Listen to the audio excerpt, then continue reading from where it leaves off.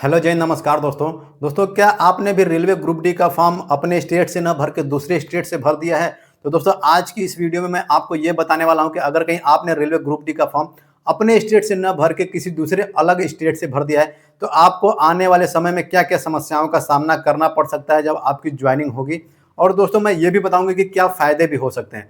तो दोस्तों सबसे पहले बताएंगे कि जो रेलवे ग्रुप डी का फॉर्म भरा जाता है वो स्टेट वाइज न भर के वो जोन वाइज भरा जाता है, क्योंकि दोस्तों जो स्टेट होता है वो राज्य की सीमा का निर्धारण करता है, लेकिन जो जोन होता है वो रेलवे की सीमा का निर्धारण करता है। यानी कि जो जैसे कि स्टेट होता है, स्टेट का अलग अलग बॉर्डर होता है, वैसे रेलवे होती है, रेलवे का अलग अलग जोन के हिसाब से उसका अलग बॉर्डर होता है कि रेलवे का जो जोन है उसका क्षेत्रफल कितना है, एक जोन के अंदर कितने स्टेशन आते हैं। तो जो रेलवे का जोन होता है दोस्तों वो अलग होता है। दोस्तों एक रेलवे का एक जोन का जो कि कई राज्यों में फैला हो सकता है। तो इस तरह से दोस्तों आपको मैंने डिफरेंस बता दिया कि सबसे पहले राज्य क्या होता है और जोन क्या होता है। तो दोस्तों रेलवे का जो ग्रुप डी का एग्जाम भरा जाता है उसमें आपने जो फॉर्म भरा है वो जोन वाइज भरा होगा। हो सकता है आपने जिस जोन से फॉर्म भरा है वो जोन आपके राज्य में न हो के किसी और राज्य में होगा। तो दोस्तों अगर कहीं आपने जिस भी जोन से फॉर्म भरा है वो अगर कहीं किसी दूसरे राज्य में आता है तो दोस्तों आपको आने वाली समय में अगर कहीं आपका ज्वाइनिंग होता है तो आपको सबसे बड़ी जो समस्या देखने को मिलती है दोस्तों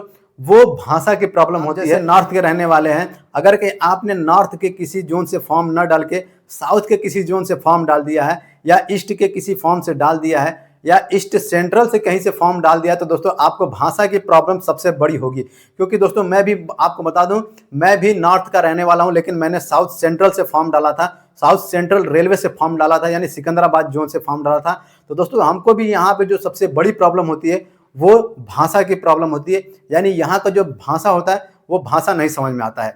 और आप लोगों ने भी अगर कहीं साउथ से फॉर्म डाला है तो दोस्तों आप लोग को भी सबसे जो बड़ी प्रॉब्लम होने वाली है वो दोस्तों भाषा की प्रॉब्लम होने वाली है। अब दोस्तों बात करेंगे जो सेकंड नंबर की प्रॉब्लम होती है वो प्रॉब्लम होती है घर आने और जाने की।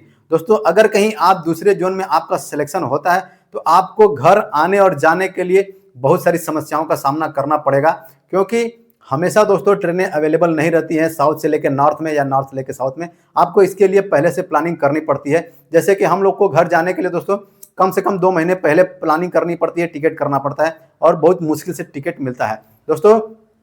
और जो दूसरे राज्य में प्रॉब्लम होती है वो आपको खाने और पीने की होती है। दोस्तों नॉर्थ का खाना अलग होता है, साउथ का खाना अलग होता है। और आप ईस्ट में भी जाएंगे जैसे गुवाहाटी जोन हो गया, उधर भी थोड़ा आपको खाना चेंज मिलता है। और आप वेस्ट में भी जाएंगे जैसे वेस्टर्न रेलवे मुंबई हो गया, उधर भी आपको थोड़ा खाने पीने का प्रॉब्लम होता है। लेकिन अगर कहीं आप नॉर्थ के रहने वाले हैं, नॉर्थ साइड में रहेंगे तो आपको ज़्यादा बेनिफिट रहेगा, क्योंकि आपको घर आने और जाने के लिए बहुत सारे साधन अवेलेबल रहेंगे।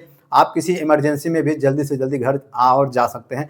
लेकिन जितने भी सारे कैंडिडेट्स बहुत दूर दूर फॉर्म भर दिए हैं उनको दोस्तों प्रॉब्लम होने वाली है, क्योंकि बहुत ज़्यादा दूर जोन चूज करना आपको एक समस्या पैदा करता है आने वाले समय में।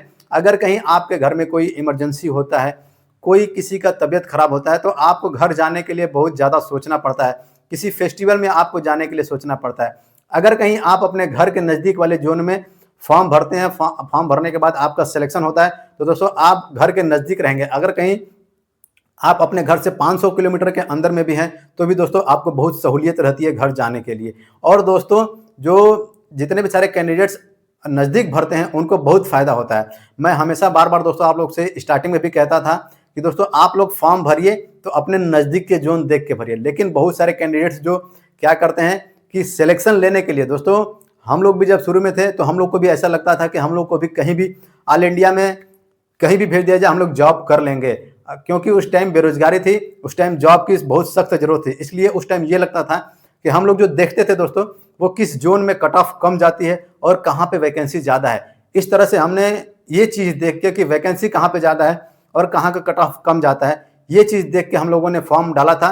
तो इस तरह से हम लोग का सिलेक्शन हुआ। लेकिन दोस्तों सिलेक्शन लेने के बाद मुश्किल समझ में आता है कि भाषा की क्या प्रॉब्लम होती है और खाने पीने का क्या प्रॉब्लम होता है और घर आने और जाने के लिए क्या प्रॉब्लम होता है। दोस्तों अगर कहीं जो कैंडिडेट्स अपने घर के नज़दीक फॉर्म भरते हैं वो 2 दिन की छुट्टी में भी 3 दिन की छुट्टी में भी घर जा सकते हैं।